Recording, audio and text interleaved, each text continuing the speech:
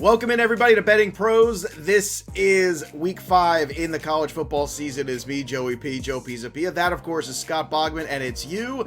And we're trying to lick our wounds from week 4. First 3 weeks were pretty strong, I will say that. But Scott Bogman, some bad beats in week 4. But that's okay. That's the beautiful thing about the college football season as we turn the page. I can't believe it's week 5 already. We got some big games up on tap. So, Bogman, are you sitting down okay? Everything doing all right after a very difficult week 4? Yeah, week 4 didn't treat me very well. So we'll talk about it when we go over it. But it wasn't my favorite week. But also, historically, week 4 is the big upset week. And we had some of those for sure this week, too. Mm-hmm. So I guess it's to be expected. I thought week 1 was going to be the worst, and I was over 500 at week 1. And week 4 did me dirty, for sure. Well, that's all right. Well, it's more important to learn lessons. So Let's pause for a moment and rehash the lessons that you have learned about some of these teams in week 4 in college football that we can apply to week 5. I mean, Arkansas might be a real contender. I'm gonna down talk them this week when we get to their game, because I mean, Arkansas has got to be national news at this point, So they're playing number 8. They're playing number 2 Georgia this week. Huge game, but they beat Texas A&M and soundly. That game was not as close as the score.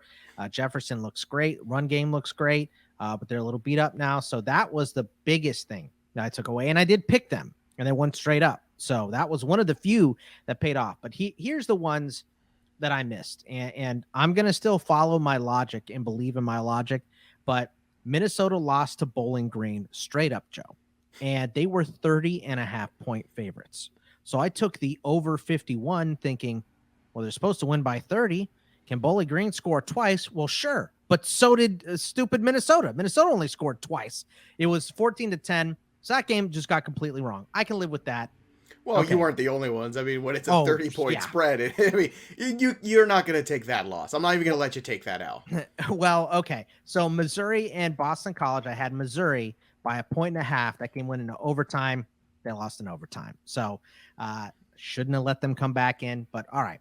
I missed that one too. Overtime loss I could take. This is where I start to get frustrated because those are my first 2, right? And then I picked the over in the Memphis UTSA game, 2 of the highest scoring offenses in the country so far this year. And UTSA kind of rocky in the first half, comes back, ties Memphis. It's going to go into overtime. And I'm like, I got this. I'm depending on a college kicker to hit this 42-yarder at the end of the game. I'm like, he'll miss it. We're going overtime. I'll get my over. He nails it. And UTSA wins. Game misses by 3 points. So now I'm starting to get a little angry, right? Iowa, Colorado State over I had because it was like 44. I thought, okay, well, look, Iowa's going to put up 35. They score nothing in the first half. It's terrible. Their offense is not moving. They get up big. They score 21 points right out the gate in the second half. And then they sit on the ball for the last 12 minutes of the game. They run it, punt, run it, punt, run it, punt. Colorado State could get nothing going. Didn't get that one. Super frustrated. Then this one is the one that really got me, Joe. Buffalo. I got Buffalo to win this game against Old Dominion by what? It doesn't matter. They're up 35-7 at halftime. Did you see the final score of that one? Why would you? It's Buffalo and Old Dominion. But I saw it. I saw the final score. 35-34 was the final score. Buffalo let Old Dominion come all the way back. The only reason they won that game is because stupid Old Dominion missed an extra point after a penalty. So, I mean, I feel like bad beat segment on SportsCenter at this point. And then Michigan State, I had by 5. They had a pick 6 in overtime, and the stupid offensive lineman ran down the cornerback because his defensive lineman got in front of him blocking. So I could have had, if he just scores on that, I win by 6. The spread is 5. So it's frustrating. Everybody has these weeks. I understand it. But I just had to get that off my chest. But hey, look, this is very healthy. Longhorn scored 70. I was just going to say, but at least the Longhorns put up a 70 spot because that's the game that I actually got to see the most of on Saturday. That Arkansas loss doesn't look as shameful anymore because they went out and beat A&M, and they're looking good right now.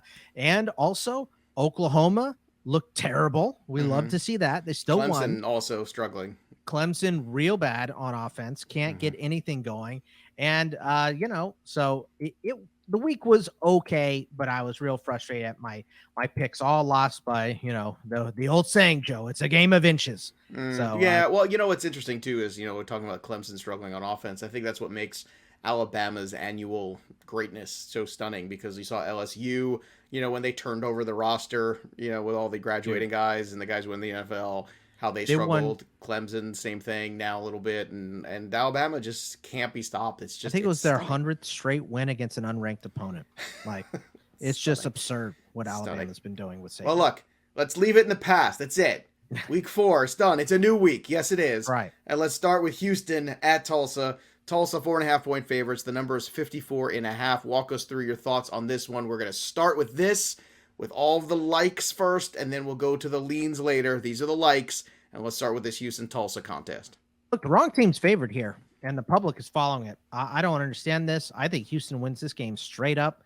I think they're a much better offensive team than Tulsa. Now, Tulsa's played some tough teams. They played Oklahoma State, and they were in it.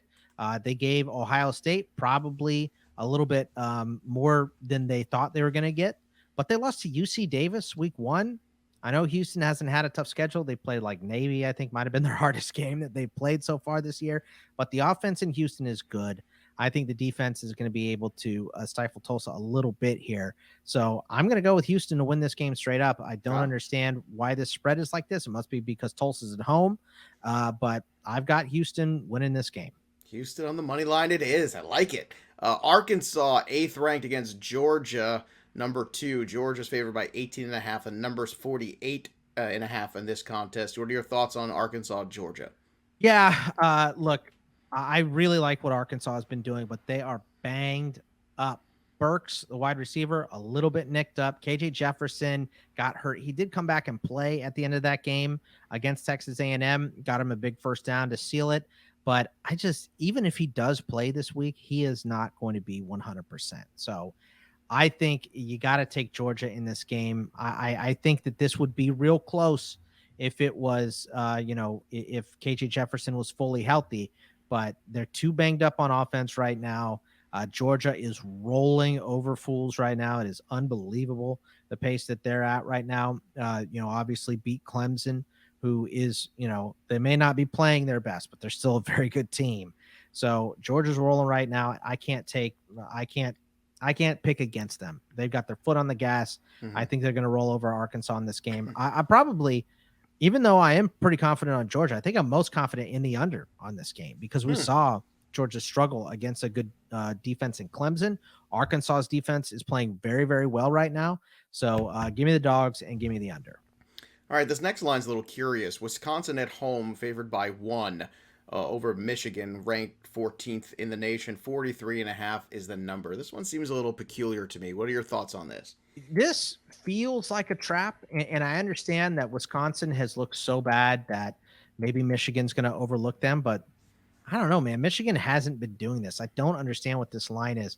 Mertz is killing them on offense right now for Wisconsin. We saw them have a terrible game this week against Notre Dame, and they let Notre Dame get their rhythm. I'm not going to sit here and pretend that I know anything about Notre Dame because they've crushed me twice this year, but they look good. You're not the only ones, too. I mean, historically, yeah, Notre Dame is very tricky to pick because you're trying to fight against the large public money and it's like betting on the Cowboys or betting on the Yankees. It's very difficult. It is. It's very difficult to gauge. And look, the Badgers have played twice against P5 teams, and they put up 10 points and 13 points. So this does feel like a classic trap game for Michigan. But I don't see how they dropped this one. They've smoked Washington. They look good. They put up at least 20 points in every game and 30 in 3 of 4 so far. They just didn't do it against Rutgers, and Schiano and all of that this week. But I think Michigan rolls right over Wisconsin, and I don't know why they're getting points. But if they're getting points, I'm going to take them. All right, let's go to Alabama at home. Number 1 in the nation, taking on number 12, Ole Miss. Bama favored by 14.5. The over-under for this game is 79.5. So I know Ole Miss is respectable, but this is on the road at Alabama. 14.5 seems like a pretty good number to take the Alabama side. I was reading a stat, and I apologize. I can't remember where I got it, but it was 47. And I'll just credit you for it. I'll just say don't credit me. You found this stat. No. Scott Bogman's got an amazing stat for you, everybody. Here you go, Scott. Go with it.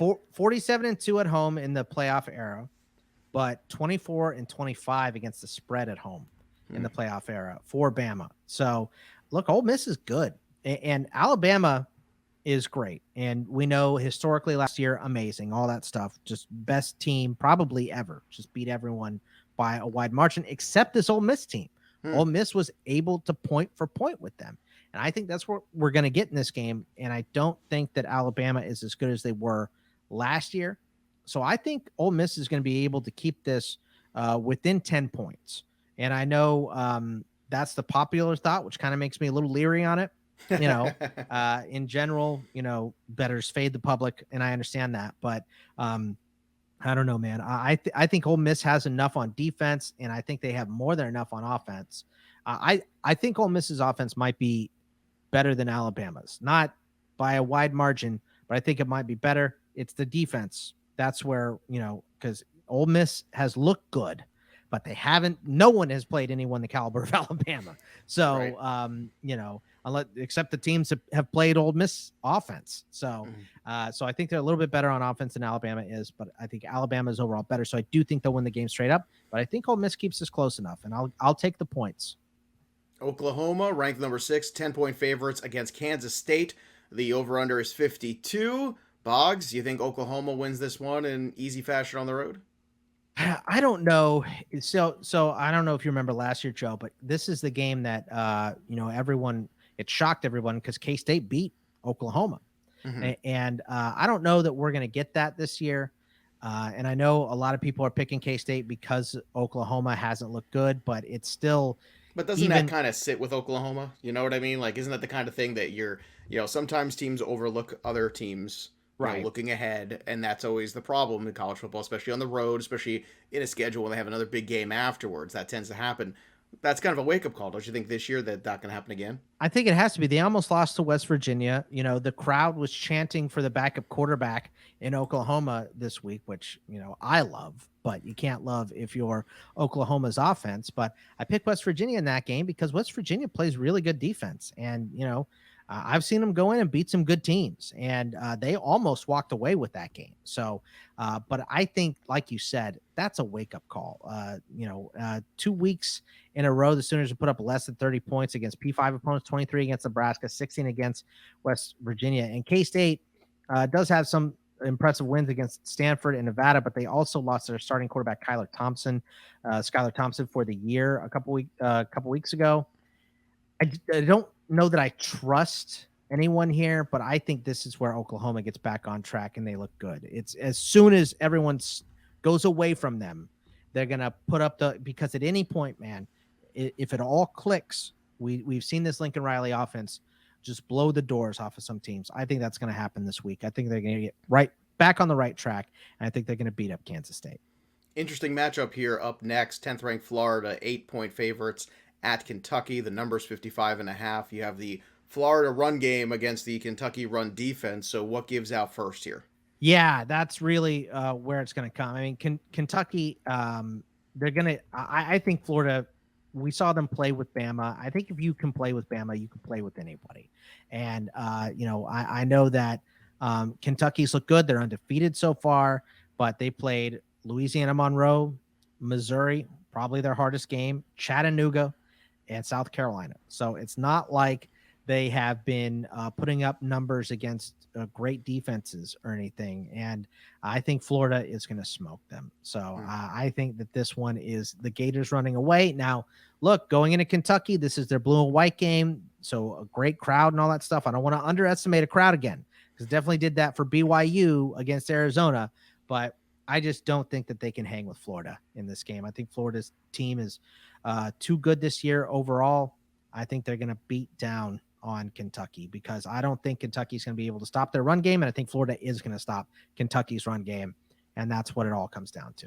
All right, one more of the likes here. We've got Penn State at home, ranked number 4, 12.5-point favorites against Indiana. The number's 53.5. Will Penn State walk all over Indiana, Boggs? Well, look, if you want to fade me, this is the game to do it, because this is one I'm most confident in. I don't understand how this game opened up at 10.5. It's already gone up to 12.5.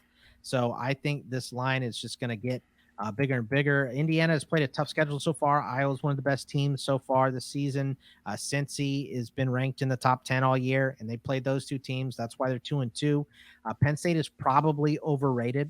I don't think they're the number 4 team in the country at the end of the year, but they haven't been able, and they haven't been able to run the ball yet. They're 111 in the nation, but Indiana, I don't think is going to be the team to expose them. So I wish I could trust Penix enough because I think Penn State's going to eventually, their bubble's going to burst. I just don't think it's going to be this week against Indiana. Not at home. All right, those are the likes. Let's fly through some of these leans here real quick. Virginia at Miami. Miami 5-point favorites in this one. 61.5 is the number. Where's the lean, Scott Bogman? This is a Thursday night game, and I'll lean towards Miami in this one.